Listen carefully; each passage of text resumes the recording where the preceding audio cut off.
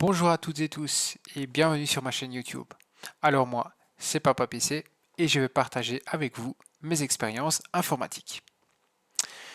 Pour commencer, cette vidéo n'est ni sponsorisée ni liée à une campagne de promotion ou de publicité pour telle ou telle marque. Ici, c'est un test perso sur un produit que je voulais ajouter et acheter pour mon ordinateur. Voilà. Par contre, si cette vidéo vous plaît, n'hésitez pas à me mettre un pouce levé et à cliquer sur la cloche afin d'être prévenu de mes prochaines vidéos. Merci à vous. Pour la petite histoire, j'ai reçu mon premier PC en 1997. C'était un PC prémonté avec un Pentium 166 MHz. Et ça date. Je ne me souviens plus trop des autres composants, excepté la carte son qui était une Yamaha. Donc ce n'était rien d'extraordinaire, mais c'est sur ça que je me suis fait la main pour débuter.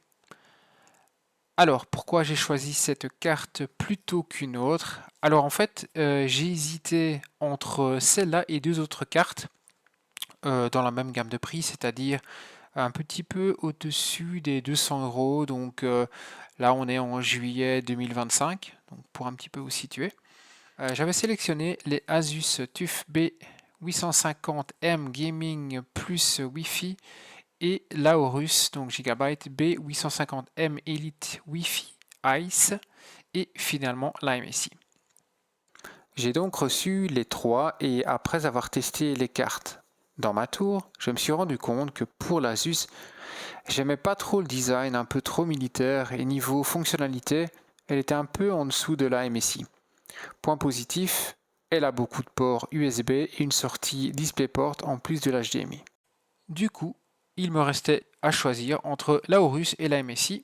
Ce n'a pas été un choix facile car j'avais vraiment adoré le design blanc argent de l'Aorus et dans une autre config plus adaptée et aux couleurs plus claires, qui sait, j'aurais peut-être changé d'avis.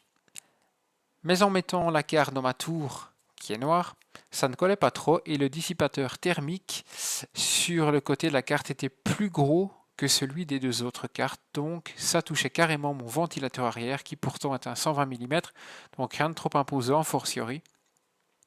Et le BIOS que je n'aimais pas du tout, pour moi celui des MSI était plus facile à utiliser que celui des Aorus. Bon, ça, question perso. Donc le choix était donc fait. Le design de la MSI est sobre, bien fini, avec un noir mat très classe, souligné par des logos et inscriptions citron vert. C'est pas mal, ça donne. Au niveau des points forts de cette carte, la présence de 3 slots NVMe M2. Le troisième se trouve à l'arrière de la carte, le Wi-Fi 7, le LAN 5G, les deux ports USB-C 20G, donc plus avancés que les deux autres cartes. Le seul détail surprenant, c'est l'emplacement de la pile fixe, donc pas de remplacement possible, d'après ce que j'ai compris, qui est relié par un câble. Pour pallier à ça, tout du moins partiellement, il y a sur le panneau arrière un bouton reset CMOS qui s'est avéré très pratique lors d'un plantage après avoir testé l'overclocking via Ryzen Master. Ce bouton va vous permettre de remettre les paramètres du BIOS au réglage d'origine, comme si vous enleviez la pile en fait. Donc c'est très pratique. Voilà, je pense que j'ai fait le tour pour le moment, donc passons au montage. Donc pour commencer, voilà la carte. Comme je disais, très sobre, très classe, qualitative, avec des belles finitions, sauf pour la pile, comme je disais précédemment, qui est placée de manière un peu bizarre et ça fait un peu cheap.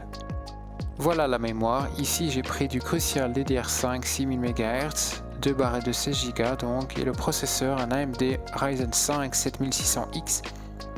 Pas un monstre de puissance, mais le but ici est surtout d'avoir une config évolutive et de tester la carte. Pour le SSD, j'ai repris mon ancien Samsung 990 Pro de 2 Tera pour ma première expérience sur M5. Je vais ajouter une plaque de contact. J'ai pas vraiment lu de retour extraordinaire sur ce genre de truc, mais au moins la pâte thermique. Donc ici je vais utiliser de la Arctic MX4, mais ça on verra plus tard. Donc comme je disais, la pâte thermique ne devrait pas se retrouver partout sur la partie non couverte du processeur. Commençons donc par ouvrir le capot du socket AM5 et plaçons le processeur après avoir vérifié bien sûr qu'il n'y a pas de pin plié, car ça peut arriver. Et si c'est le cas, soit on les redresse ou on renvoie le processeur vers le vendeur. Normalement c'est garanti ce truc-là. On va ensuite dévisser le pourtour du socket et visser à la place notre plaque de contact. On peut voir qu'il reste un tout petit peu de jeu, mais ça devrait le faire. On va ensuite dévisser les barrettes noires, comme sur les cartes AM4 si vous n'utilisez pas de ventilateur d'origine, qui sont généralement non fournis avec les versions X des Ryzen de toute manière. On place les embouts, puis la structure du ventirail souhaité. Ici, ça sera un Thermalright Burst Assassin Vision. Il est sympa avec son écran LCD, c'est pas mal. Voilà, on place la RAM. Alors attention, contrairement aux AM4, les clips ne s'ouvrent que de la partie supérieure, pas des deux côtés. Autour du SSD, pour ça on va simplement presser la barrette métallique sur le côté de la plaque qui recouvre les deux slots M2. Vous voyez que MSI a bien fait ça avec deux jeux de coussinets thermiques, donc dessus-dessous. Bien entendu, on retire les fumes plastiques de l'emplacement utilisé et on insère le SSD et on le cale avec la vis, qui est une vis Quick, comment ils appellent, Easy Connect, quelque chose comme ça, je sais plus. Bref, c'est très simple, un quart de tour suffit, c'est du vissage rapide, donc ça va tout seul. Pour terminer, on va tout simplement reclipser la plaque métallique de droite vers la gauche. Vous entendrez un clic et c'est bon. Bon, certains préfèrent placer le ventilo avant l'installation dans la tour, moi pas.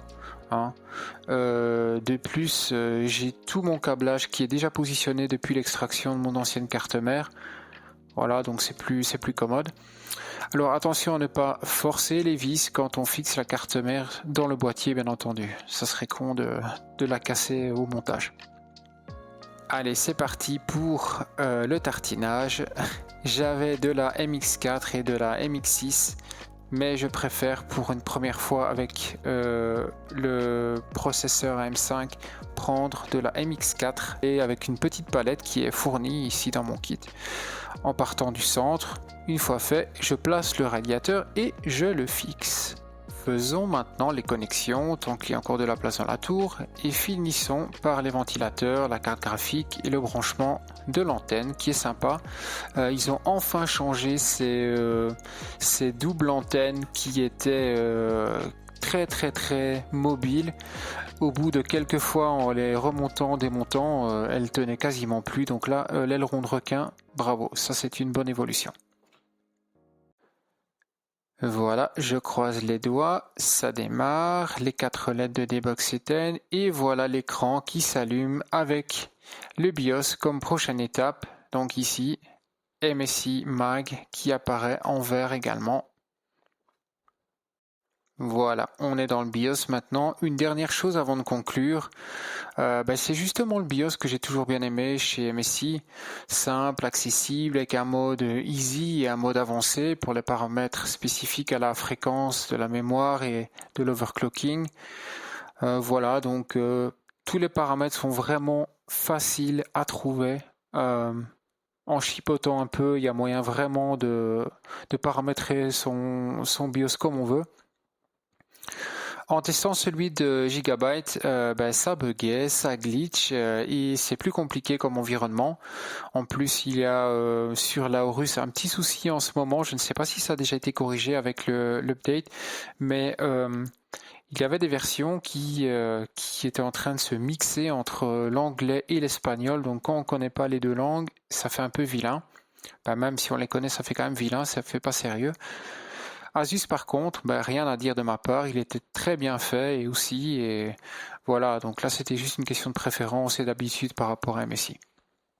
Et donc voilà, après une petite semaine d'utilisation, j'ai eu malgré tout quelques bugs du style des ports USB externes et internes qui se coupent puis redémarrent ou l'ordi qui redémarre tout seul.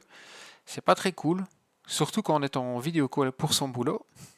Mais après avoir remis les paramètres de base, fréquence mémoire à 5200 MHz, dans notre cas ici sur les barrettes cruciales, plus trop de soucis. Donc ça, c'est déjà une bonne chose. Et bien voilà, c'était donc ma première vidéo. J'espère que ça vous a plu. Donnez-moi votre avis dans les commentaires. Je voulais faire l'installation en live, mais avec 4 enfants autour. Ce n'est pas évident. D'ailleurs, il se peut que l'un ou l'autre fasse parfois une apparition lors des vidéos suivantes. Surtout mon fils de 2 ans qui est déjà très intéressé par tout ce que je fais. N'hésitez pas à me mettre un pouce levé, à vous inscrire sur ma chaîne. C'était donc Papa PC, l'informatique sans chichi et sans stress. À très bientôt.